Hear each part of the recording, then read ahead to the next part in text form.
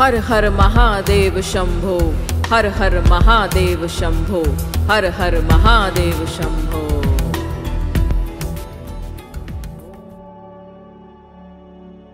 सबको मेरा नमस्कार। नमः पार्वती पतये, Har Har Mahadev. Welcome everyone to this podcast. आप सबका स्वागत है इस पॉडकास्ट में, जो मैं कुछ खास कारणों से बना रही हूँ। सबसे इम्पॉर्टेंट कारण है कि अब केवल 1.5 महीना रह गया है और 2025 आने वाला है। यानी एक स्नीक पीक लेते हैं 2025 में। Let us just try and see that what a little bit of a glimpse of what 2025 is going to look like. Of course, detail में जैसे मैं हर साल करती हूँ कि दिसंबर मंथ के लास्ट वीक में जो सत्संग होता है, the satsang which I do in the last 3-4 days of December will talk a lot about the tone setting of 2025. What are the rituals that you have to do on 31st of December? 2025 में क्या होने वाला है और क्या ग्रह नक्षत्रों की क्या स्थिति है, which means that these planetary energies are going to push you to do a few things good and of course not so good. And what is it that you need to know so that you can make the right choices? And as I always say, 2025 बहुत हद तक बहुत सारी चीज़ें change करेगा। So are we prepared for that? इसके लिए ये वाला पॉडकास्ट बना रही हूँ। Primarily this is the reason, and the next most important reason is that कल यानी 12 नवंबर को देव उठनी एकादशी, जिसको हम प्रबोधिनी एकादशी भी कहते हैं, ये कल है। कल एकादशी है और शाम से द्वादशी भी लग जाएगी। यानी कि तुलसी विवाह भी कई जगह कल हो रहा है और कई जगह जो है 13 नवंबर को होने जा रहा है। But let me start by explaining what is Dev Uthani Ekadashi. Dev Uthani Ekadashi means that अब देव जो हैं, जो 4 महीने पहले सोए थे, देवशयनी एकादशी को विष्णु भगवान योग निद्रा में चले गए थे, जिसको हम चातुर्मास बोलते हैं।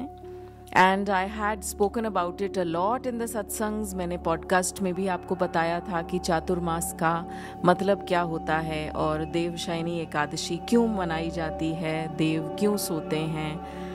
और कल जो है 4 महीने की लंबी योग निद्रा के बाद हमारे भगवान, हमारे प्यारे श्री हरि, हमारे विष्णु जो हैं, वो अपनी योग निद्रा से उठने जा रहे हैं। इसीलिए इस दिन को बोला जाता है देव उठनी एकादशी।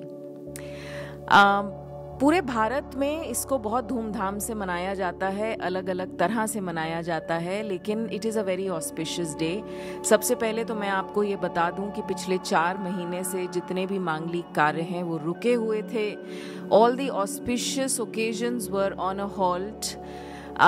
शादी नहीं हो रही थी, ब्याह नहीं हो रहे थे, मुंडन संस्कार नहीं हो रहे थे, नामकरण नहीं हो रहे थे, नए घरों का प्रवेश नहीं हो रहा था, कुछ भी मांगलिक कार्य वर्जित थे, क्योंकि इन सब कार्यों को ब्लेसिंग्स देने वाले श्री हरि योग निद्रा में थे। कल जब वो अपनी योग निद्रा से उठेंगे, उन्हें खूब जोरों शोरों से उठाया जाता है। देश भर में तरह तरह के रिचुअल्स ऑर्गेनाइज होते हैं, भजन कीर्तन ऑर्गेनाइज होते हैं कि हे प्रभु, हे श्री हरि, आप अपनी योग निद्रा से उठो, जिससे कि हम अपने सारे मांगलिक कार्य शुरू कर सकें, क्योंकि कोई भी मांगलिक कार्य आपके बिना हो ही नहीं सकता।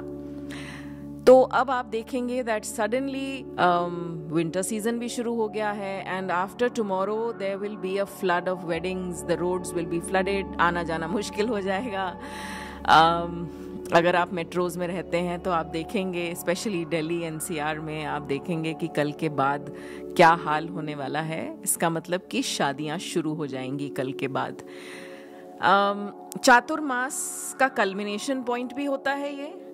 और चातुर्मास का समापन, यानी कि मैंने आपको बताया था कि चातुर्मास में आध्यात्मिक रूप से, स्पिरिचुअल रूप से बहुत सारी चीज़ें होती हैं, डूज एंड डोंट्स लगाए जाते हैं। और तुलसी विवाह भी है कल। तुलसी मैया जो हैं, वृंदा जिनको कहते हैं हम, जिनका घर घर में, सनातनियों के घर घर में तुलसी का एक पौधा होता है जिसको हम बेसिल कहते हैं। This basil plant is not only of a very high spiritual importance to us, but it also has a lot of healing properties, medicinal properties. A lot of cuisines use basil as their main ingredient. And in the Sanatan Dharma, we always say that having a tulsi in your house is very auspicious. Lakshmi स्वरूप मानी गई हैं, और तुलसी विवाह वाले दिन उनका जो विवाह है वो विष्णु के जो शालिग्राम रूप हैं उनके साथ होता है। तो कल तुलसी विवाह भी मनाया जाएगा। कुछ प्रांतों में, भारत के कुछ प्रांतों में, जैसे गुजरात में, वहाँ पर दीपावली को नए साल की शुरुआत माना जाता है। So I think this time is also a time to somewhere welcome some new energy. अब ग्रेगोरियन कैलेंडर के हिसाब से भी नया साल आ रहा है, और दीपावली पर भी हम अपनी नई बुक्स शुरू करते हैं, अकाउंट बुक शुरू करते हैं। So definitely these auspicious occasions, they are giving us a message of some new energy. अब थोड़ा सा मैं आपसे बात करती हूँ about 2025. 2024 जब शुरू हुआ था, so I had told you that this year is the energy of Shani, and we all will have to work very hard this year. And that's what I have also been seeing around, and people have been coming and telling me कि बहुत मेहनत कर रहे हैं, लेकिन results जो है वो उस हिसाब से नहीं मिल रहे हैं, बट हाँ अच्छा लग रहा है। सो सी, लेट मी टेल यू, जब हम किसी भी साल के बारे में ज्योतिष के हिसाब से, स्क्रिप्चर्स के हिसाब से कोई गणना करते हैं, no, it is a calculation done based on certain aspects of planets and नक्षत्रास that we are going to see. They are going to make certain permutations and combinations. उनके आधार पर हम कुछ गणना करते हैं, and general predictions होती हैं. It is very very tough to make predictions based on lagna and rashi, and because हर किसी की अगर राशि एक होती है, so firstly people are always confused कि सूर्य मतलब date wise हमें हमेशा बचपन से तो यही पढ़ाया गया है कि वेस्टर्न एस्ट्रोलॉजी के हिसाब से if you are born on 11th November, then everyone born on 11th November is going to be a Scorpio, right? So but according to Vedic astrology, अगर हम अपना सिस्टम देखें तो हम मून को फॉलो करते हैं, which means every 2 hours your lagna is changing, your ascendant is changing. So even if you are born on 11th of October, it is near to impossible that the people who share the same date can share the same destiny, because they don't share the same mother. So हमारी जितनी भी ज्योतिष की गणनाएं होती हैं, they are to do with the sun and moon. और हर किसी की माँ जो होती है, जो मून एस्पेक्ट होता है, वो बहुत बहुत स्पेसिफिक होता है, वहाँ से हमें अपने DNA के बारे में पता लगता है. So 2024 was a year of hard work. And Shani जो होते हैं कर्म प्रधान ग्रह हैं, तो वो हमें बहुत सारी मेहनत करवाते हैं, और वो हमें हमारी मेहनत के हिसाब से ही हमारी इवैल्यूएशन करते हैं. अब विक्रम संवत 2081 2081 जो नया साल आने वाला है इंग्लिश कैलेंडर के हिसाब से, वो जो साल है वो मंगल का साल होने वाला है. एंड इसको हम अनल बोलते हैं. अनल मीन्स फायर, अनल मीन्स अग्नि. इसे अनल के नाम से जाना जाएगा, और ये फायर प्रिडोमिनेंट ईयर होने वाला है. कुछ जनरल चीज़ें मैंने पढ़ी हैं अभी, ऑब्वियसली बहुत शोधन लगता है, बहुत स्पेसिफिकेशंस आएंगी धीरे धीरे। By the time we are in December end, जब सत्संग होगा तो आपको बहुत सारी चीज़ें मैं स्पेसिफिकली भी बता पाऊंगी, इंडिविजुअल सेशंस में भी आपके हिसाब से क्या होगा। बट अगेन जनरल सुनना भी बहुत इम्पोर्टेंट होता है। सबसे पहले तो मुझे लगता है कि ये वाला जो साल है ये बहुत सारे इम्प्योर लोगों को एक्सपोज करेगा। मैनिपुलेटिव जितने भी लीडर्स हैं वो किसी भी क्षेत्र के हों, कॉरपोरेट्स में हों, पॉलिटिकल फील्ड से हों या कहीं से भी हों, जितने भी मैनिपुलेटिव लीडर्स हैं, इम्प्योर लोग हैं, वो एक्सपोज हो जाएंगे। देखिए, जब मैं बोल रही हूँ कि ये फायर या अग्नि का साल है तो इसका मतलब क्या है? तो सबसे बड़ा जो गुण अग्नि में होता है वो होता है कि अग्नि अगर आपको छूती है तो आपको या तो वो प्यूरिफाई करती है या आपको जलाती है। हम अग्नि का इस्तेमाल पूजा में भी करते हैं, दीपक जलाते हैं, अग्निशोधन होता है, बहुत सारी चीज़ों में अग्नि को प्यूरिफाई करने के लिए इस्तेमाल किया जाता है। लेकिन अगर ये अपना उग्र रूप दिखाना शुरू कर दें तो सब कुछ जल भी सकता है, विच मीन्स दैट ये जो साल है ये एग्जैक्टली यही चीज़ें हमें दिखाने वाला है। इस साल में सेम सिचुएशंस आप अंदर और बाहर देखने वाले हो। आपके अंदर जो एक फायर एलिमेंट होता है जिसको पित्त कहते हैं, उसको कंट्रोल में रखना बहुत ज़रूरी है। अगर आपके शरीर के अंदर की पित्त बढ़ जाती है तो हो सकता है इस आने वाले साल में आपको फायर से रिलेटेड इश्यूज ज़्यादा बढ़ जाएं, यानी कि we will see more people suddenly developing severe acidity attacks, refluxes, heart issues, skin ailments, क्योंकि जब फायर की एनर्जी बढ़ती है बाहर तो ब्रह्मांड में बढ़ेगी तो पिंड में भी बढ़ेगी, और पिंड में बढ़ेगी तो ब्रह्मांड पे भी उसका इफेक्ट जाएगा। यथा पिंडे तथा ब्रह्मांडे, तथा ब्रह्मांडे तथा पिंडे, दोनों रिलेटेड होते हैं। तो सबसे पहले तो अपने शरीर का और अपने वातावरण का आपको बहुत ध्यान रखना है। इसके अलावा आउटसाइड सिचुएशंस भी ऐसी होंगी, या तो आप देखेंगे कि सिचुएशंस बहुत अच्छी और बहुत ऑस्पिशियस क्रिएट हो रही हैं, या फिर सडनली आपको रियलाइज होगा कि ये क्या हो रहा है, एकदम से कोई चीज फैल रही है, डिस्टर्बिंग हो गई है। राजाओं की बुद्धि विपरीत हो सकती है। ये जो साल है इसमें जो राजा लोग हैं, जो लीडर्स हैं, जो प्रतिष्ठित पदों पर बैठे हुए लोग हैं, उनकी बुद्धि थोड़ा सा उल्टी चल सकती है, जिसको हम बुद्धि भ्रष्ट होना, विनाश काले विपरीत बुद्धि कह सकते हैं, वो हो सकता है। तो प्लीज़ जितने भी लोग हैं जो मुझे सुन पा रहे हैं, who hold important positions in their organizations, offices, please be very careful about what you say and the decisions that you take. हो सकता है आप अपने सेल्फिश इंटरेस्ट के लिए कोई डिसीजन ले लें और आपके लोगों को वो हार्म कर जाए। ये साल फिर आपके लिए अच्छा नहीं रहने वाला है। युद्ध बढ़ सकता है, तीव्रता आ सकती है। तीव्रता यानी इंटेंसिटी, बिकॉज फायर में एक क्वालिटी होती है कि जब जंगल में आग लगती है तो उसे कोई नहीं रोक सकता, राइट? जब कहीं भी हम आग लगी हुई देखते हैं तो वो फड़ फड़ फड़ फड़ इतनी तेज़ उसकी लपटें मानो सब चीज़ों को एकदम अपने अंदर समा लेती हैं। ये क्वालिटी फायर की है, और इसको अगर हम समझें तो जीवन में तीव्रता आ सकती है। जीवन में अच्छे वे में भी तीव्रता आ सकती है और बुरे वे में भी तीव्रता आ सकती है। अच्छे वे में तीव्रता आएगी तो बहुत अच्छा है, आपको प्यूरिफाई करेगी, आप सक्सेसफुल हो जाओगे, आप अच्छे स्ट्रैटेजीज बनाओगे, आपकी ग्रोथ होगी। लेकिन अगर ये उल्टे तरीके से तीव्रता आ गई तो युद्ध बढ़ सकता है, नेगेटिविटी बहुत जल्दी फैल सकती है। इस साल में मुझे फायर हैजार्ड्स बहुत नज़र आते हैं। फॉरेस्ट्स में जनरली शॉर्ट सर्किट्स ये थोड़े से ज़्यादा नज़र आते हैं। मुझे ये भी दिखता है कि जो हमारे जीव जंतु हैं, जो एनिमल्स हैं, जो फॉरेस्ट में रहते हैं, they might not be safe in the coming year, क्योंकि ये वाला जो साल है ये उनके लिए इतना अच्छा नहीं दिखाई दे रहा है मुझे।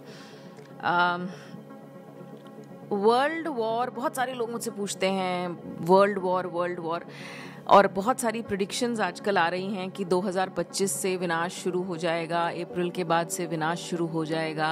इसके बारे में आपका क्या कहना है? ये भी I am going to explain you, but I am going to explain it to you in a very logical way.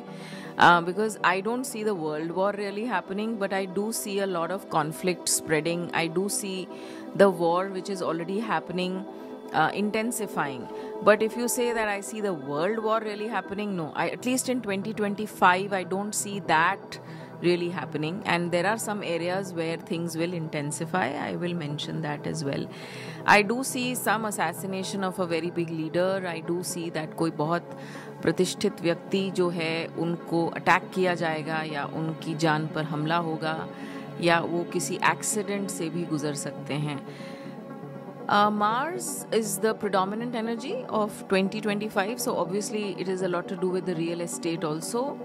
Land, properties, depends on your country's kundali. If I'm making a statement that, oh, real estate will grow, it is the best time for real estate, so please don't think that I'm making a very general statement for the whole world. Okay, it depends. There is an energy of Mars. It can cause a heart attack to someone. It can make someone the general of the Indian Armed Forces. So it doesn't. It is not something very general. It depends on how this planet is in your chart. But generally around us, we will see all of this happening. Right? It's very important to know the energy of the year. Real estate will do good in India because अगर मैं भारत की कुंडली देखूं, if you're in Dubai or if you're in Abu Dhabi or if you're in Australia or New Zealand, and you know, if you're trying to invest in real estate in Australia, we cannot just make a blanket statement and say that, oh, real estate is very good, it will grow, please invest.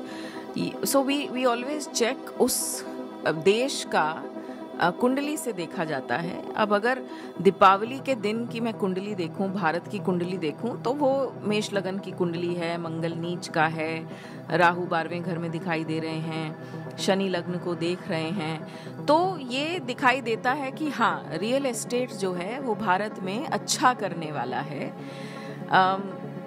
But ये और भी बहुत सारी चीज़ें दिखाता है. Political unrest दिखाता है कुछ एरियाज में भारत में, अकाल की स्थिति भी दिखा रहा है. सदर्न स्टेट्स में हैवी रेन्स दिखाता है, किसी नेता की मृत्यु दिखाता है, पब्लिक प्रोटेस्ट्स दिखाता है. Suddenly people will find a lot of security in investments in gold and silver this year. So you will see a shift happening in their mindset that they will suddenly start investing in very secure areas like gold and silver. तो ये सब जो हो रहा है, I feel this is all you'll see all of this manifesting slowly in 2025. अब आ जाते हैं अभी जो प्रेजेंट टाइम चल रहा है उस पर, क्योंकि अब एक बहुत इम्पॉर्टेंट इन्फॉर्मेशन देने वाली हूँ. Please put your pens and your diaries ready because this is for you and you need to make a note of all these things. Now you see, Rahu and Ketu are two shadow planets.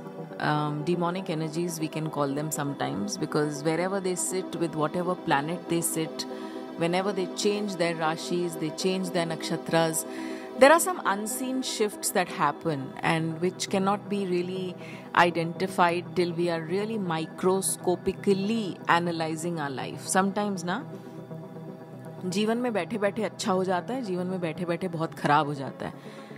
आप कभी कभी सोच भी नहीं सकते कि आप किसी कमरे में अपने आप को बंद करके बैठे हुए हैं और आपको लग रहा है that you are absolutely safe, and suddenly उस कमरे की छत आपके ऊपर गिर जाती है, तो आप इसको क्या बोल सकते हो. सो कभी कभी ना राहु और केतु के जब चेंजेस होते हैं तो वो हमारे जीवन में बड़े अदृश्य तरह से चेंजेस तो लेकर आते ही हैं, बट आई वुड से कि बड़े अनएक्सपेक्टेड से रिजल्ट्स भी लेकर आते हैं, good and bad both. And whenever there is a major change happening, and especially, so please understand what I'm saying, whenever there is a major change happening and if that change is coinciding with the change of Shani, then it is something very very major. So 10th of November, which was just yesterday, Ketu ने अपना गोचर किया, नक्षत्र परिवर्तन किया उत्तरा फागुनी नक्षत्र में, और राहु ने उत्तरा भाद्रपद नक्षत्र में अपना चेंज किया है. सो केतु के बारे में मैं ज्यादा बात करूंगी. केतु बोल रहा है कौन है तू, who are you, identity. Ketu is a planet to do with the past life, and when Ketu just entered into Uttara Phaguni Nakshatra yesterday, what happened? And from 10th of November to 20th of July 2025, 10th of November to 20th July 2025, Ketu is going to be in Uttara Phaguni Nakshatra. ये आपके past के साथ कुछ ना कुछ इसका लेना देना होगा. ये आपका पास्ट यानी कि कुछ आपके इसी जन्म के पास्ट की बातें या कुछ पूर्व जन्म की बातें. और केतु एंड राहु ना बड़े हिडन प्लैनेट्स होते हैं, बड़ी हिडन एनर्जीज होती हैं. इनको कोई आज तक पहचान नहीं पाया है. एक का सर नहीं है, एक का धड़ नहीं है. बड़ी मिस्टिक एनर्जीज लेकर आते हैं. जिनको केतु की दशा चल रही है या जिनका शनि में केतु या जिनका इस तरह के कोई ऐसे बड़े हैवी क्रूर कॉम्बिनेशंस चल रहे हैं, जिनके साथ कुछ हादसे हुए हैं, अभी मैंने पिछले कुछ महीनों में, कुछ हफ्तों में देखा है. ये सब पास्ट से रिलेटेड होता है, केतु से रिलेटेड होता है. हमारे कोविड का स्प्रेड भी कोई केतु से रिलेटेड था. बहुत बात की थी मैंने इस बारे में. सो क्या होता है ना कि ये बड़े हिडन वे में चीज़ों को बढ़ाता है, पिकअप करता है, पास्ट को रिजॉल्व कर रहा होता है, प्रारब्ध को रिजॉल्व कर रहा होता है. लेकिन क्योंकि हम इतना डरते हैं अपने पास्ट से, हम नहीं फेस करना चाहते. हमें लगता है just let go of this past, मुझे याद ही नहीं करना है. हम भूल जाते हैं, लेकिन यूनिवर्स नहीं भूलता है, ग्रह नक्षत्र नहीं भूल पाते हैं. बिकॉज हर एस्पेक्ट लाइफ का ये उनका काम है, ये उनका धर्म है, ये उनको काम दिया गया है.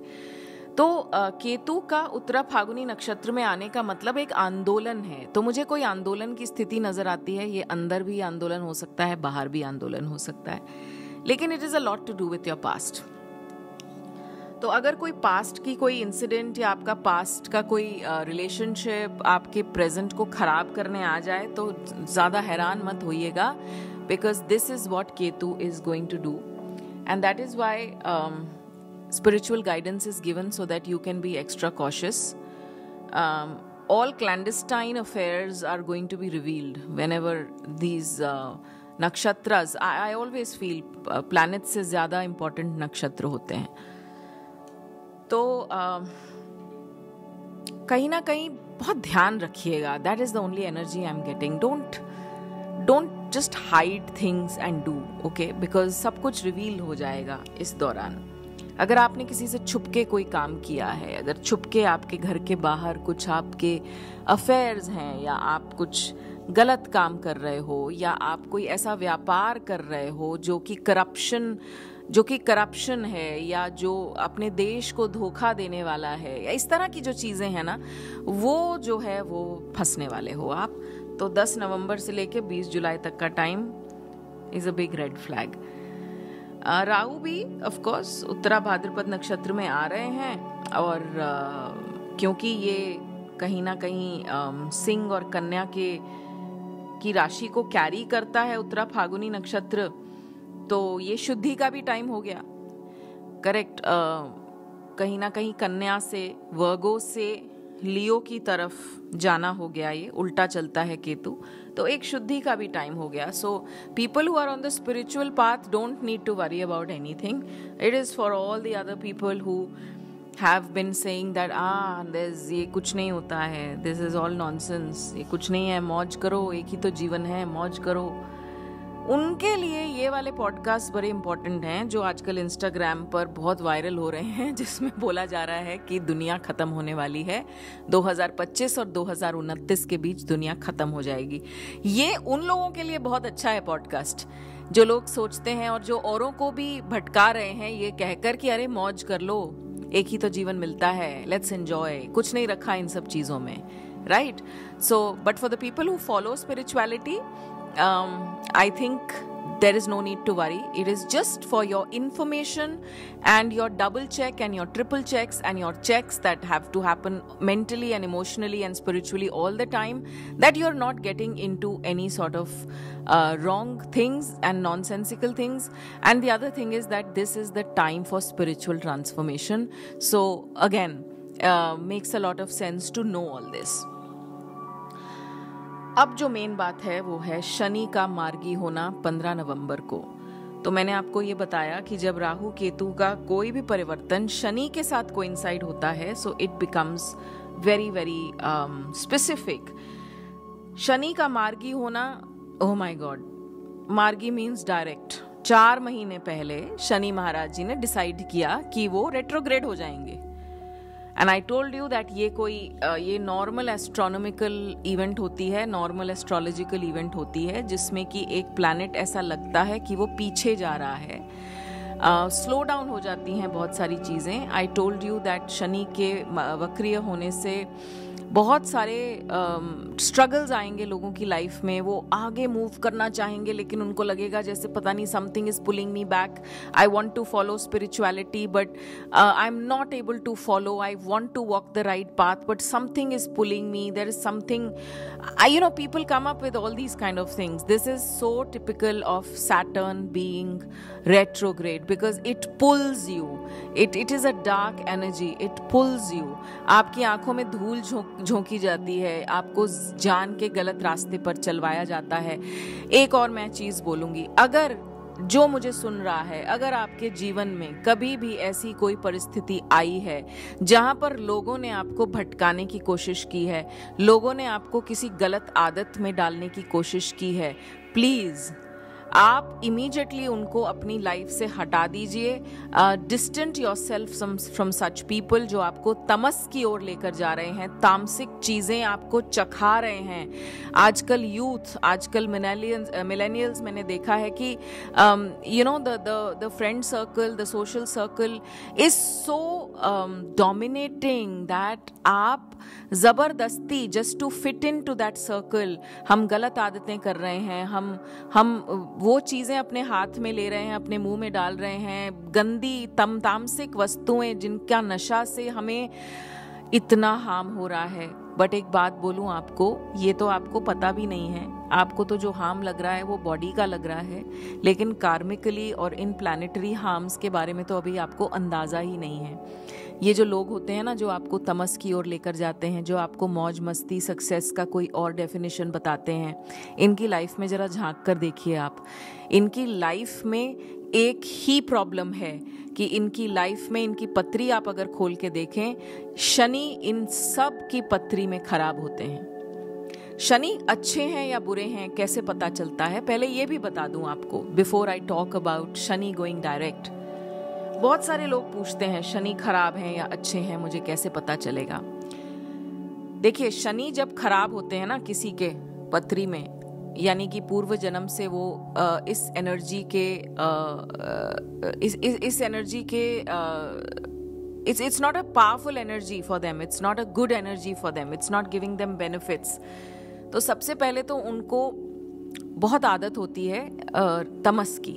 They cannot live without non-vegetarian food, they cannot live without alcohol, they cannot live without drugs, they cannot live without sleeping pills, they cannot live without smoke, nicotine, tobacco।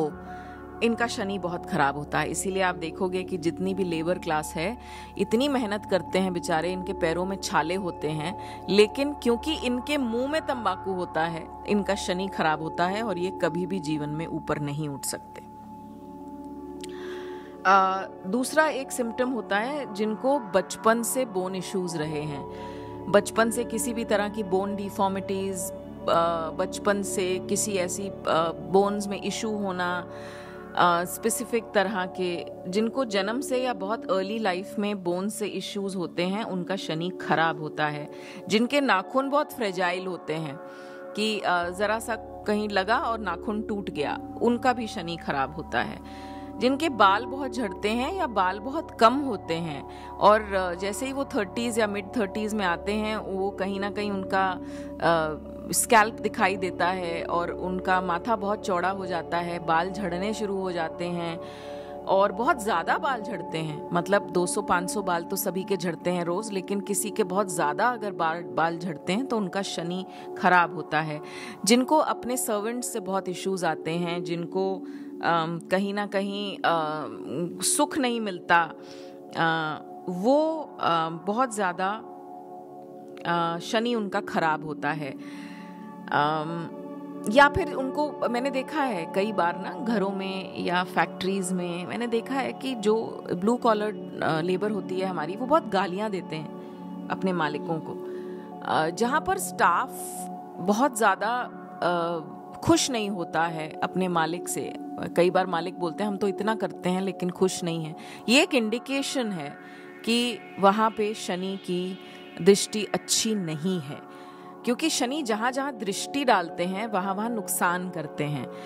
So it is a lot to do with the staff, the servants, the blue collared employees that you have. उसके बाद बार बार sir में जिनके जुएं पड़ती हैं, आप ये भी देख सकते हैं जो गरीब लोग होते हैं जो सड़क किनारे बैठे होते हैं, by there is something that their hair and their hygiene is not good. They will take a bath also, still their hair is very coarse and very bad, and it is always got lice in their hair. तो जो लोगों का tendency होती है बार बार जिनके sir में जुएं पड़ती हैं, उनका भी शनि खराब होता है। तो ये सब जब आपके जीवन में चल रहा है ना, तो या ये आपने देखा है, तो इसका मतलब कि शनि की आपके ऊपर दृष्टि, आपके घर के ऊपर अच्छी दृष्टि नहीं है और शनि आपका अच्छा नहीं है। अब शनि जो मार्गी हो रहे हैं, डायरेक्ट होंगे अपनी ही राशि में, स्वग्रही एक्वेरियस में, कुंभ राशि में शनि मार्गी होने जा रहे हैं 15 नवंबर को। अब ये 5 महीने एक्वेरियस में मार्गी रहेंगे। ओके, अभी तक वक्री थे, यानी पीछे की तरफ देख रहे थे, मकर की तरफ देख रहे थे, और कुंभ में ही रहकर पीछे की तरफ जा रहे थे। अब कुंभ में थोड़ा सा स्टेशनरी होंगे, जैसे गाड़ी होती है ना आपकी, आप पहले रिवर्स करते हो गाड़ी को, उसके बाद जब आगे जाना है तो पहले गाड़ी को न्यूट्रल में लाते हो, थोड़ी देर स्टेशनरी करते हो, उसके बाद आप डी पे डालते हो, ड्राइवर पे डालते हो। सेम वे 15 नवंबर को शनि अपनी डायरेक्ट चाल चलेंगे, लेकिन अपनी ही राशि एक्वेरियस में। सो अब जितने भी एक्वेरियंस हैं, जितने भी कुंभ राशि वाले लोग हैं, वो प्लीज अपने कान खड़े कर लीजिए, बिकॉज अब जो शनि है, अब वो आपकी राशि में 5 महीने तक आपकी जबरदस्त चर्निंग करेंगे। और दूसरा जो मैं बहुत बड़ा सावधानी दे रही हूँ मीन राशि वालों को, जिनकी 7.5 अब पीक पर जाने वाली है, क्योंकि अब शनि डायरेक्ट हो गए हैं, तो अब शनि आपकी राशि की ओर देखेंगे। ऑल द पाइसियंस जिनकी चंद्र राशि मीन है और जिनको मैंने वॉर्न किया है कि आपकी 7.5 अब पीक पर आने वाली है। सो 2025 मार्च, 29th of March is a time जब अब आपकी राशि पर शनि की दृष्टि 100% होगी 2.5 साल के लिए। तो अब मेनली क्या है कि जब शनि डायरेक्ट होते हैं ना, तो थोड़ा सा अच्छी फीलिंग तो देते हैं, नो डाउट अबाउट इट। अड़ने वाला काम मत करना, बस कहीं अड़ने वाला कुछ गलत धोखाधड़ी ये काम मत करना। शनि सत्ता के ग्रह हैं, तो जो लोग पॉलिटिकल बैकग्राउंड में हैं या जिन लोगों को पॉलिटिक्स बहुत समझ आती है, कुछ ऐसा गलत काम मत कर देना। अभी इलेक्शंस आ रहे हैं, दिल्ली के भी इलेक्शंस आ रहे हैं अभी, तो अभी कुछ ऐसा गलत काम मत कर देना कि फंस जाओ, अटक जाओ। शनि सत्ता के कारक हैं, लेकिन शनि की अपनी सत्ता भी है। So Shani knows the rules of karma. The only thing which Shani will understand is good work done for the benefit of the common man, work done for the benefit of others, working for a higher purpose, having a very good heart, following all the laws of the universe, following all the laws of the divine world. That is all Shani understands. So कुछ अटके हुए काम आपके बनेंगे। कुछ राशियों की तो बहुत ही जबरदस्त लॉटरी लगने वाली है। कौन सी हैं ये राशियां मैं नहीं बताने वाली हूँ, इसके लिए तो टीवी पर बहुत सारे लोग आपको ऑलरेडी बता रहे हैं। So but honestly on a more lighter note, ऐसा कुछ नहीं होता है कि इसी राशि की लॉटरी लगेगी और इसी की नहीं लगेगी। इंडिविजुअल पर बहुत डिपेंड करता है। 15th के बाद आप जनरली थोड़ा सा ना अच्छा फील करोगे, राइट। ओवर कॉन्फिडेंस जिन लोगों को है ना अपने आप को लेकर, वो तो फिर अब भूल जाएं, क्योंकि अब तो शनि आ गए हैं, डायरेक्ट अवस्था में हैं, तो अब तो वो आपको लिटरली बताऊं तो आपकी औकात याद दिला देंगे कि देखो ऐसा है, इतना हवा में मत उड़ो, ओके, जमीन पर रहो, your feet firmly on the ground and your head firmly on your shoulders, और नीचे देख के चलो, इतना हवा में मत उड़ो। करेक्ट, ये वाला टाइम दिखाने वाले हैं। सो रादर देन सेइंग कि कुछ राशियों की लॉटरी लगने वाली है, मैं तो हमेशा बोलती हूँ कि मैं तो डिस्क्लेमर्स देने में बिलीव करती हूँ, बिकॉज डिस्क्लेमर्स बहुत इंपॉर्टेंट होते हैं। अगर तूफान आएगा तो सबको ही प्रॉब्लम होने वाली है। ऐसा नहीं है कि कुछ राशि वाले बच जाएंगे और कुछ राशि वालों को तूफान ले जाएगा। 7.5 चल रही है एक्वेरियस, कैप्रिकॉर्न को, एक्वेरियस को एंड पाइसेस को। कैप्रिकॉर्न्स के लिए बहुत बड़ी अच्छी न्यूज़ है कि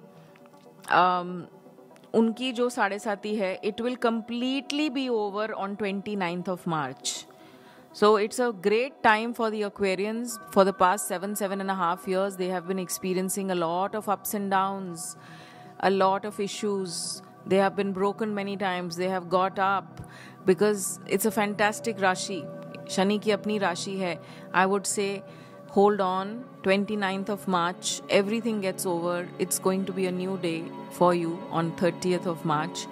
एंड फ्रॉम हियर जाते जाते शनि आपको बहुत कुछ देने वाले हैं। 15 नवंबर के बाद जाते जाते शनि आपको आपका कॉन्फिडेंस वापस देंगे, आपके गेन्स वापस देंगे, आपको नए रास्ते दिखा देंगे, आपको नए लोग दे देंगे। जो पुराने लोग छूट गए हैं उनको मत पकड़िए।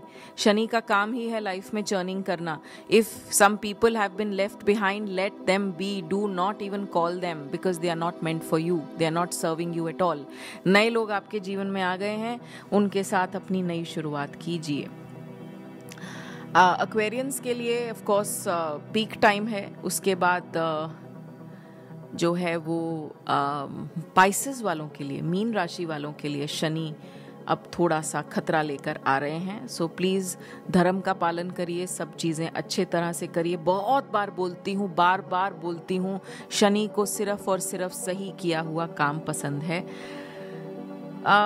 30 साल बाद एक्वेरियस में आए हैं आफ्टर ऑल। अब 30 साल बाद आएंगे तो पता नहीं हम लोग होंगे या नहीं होंगे, लेकिन इस शनि के एक्वेरियस में होने का थोड़ा मज़ा ले लीजिए।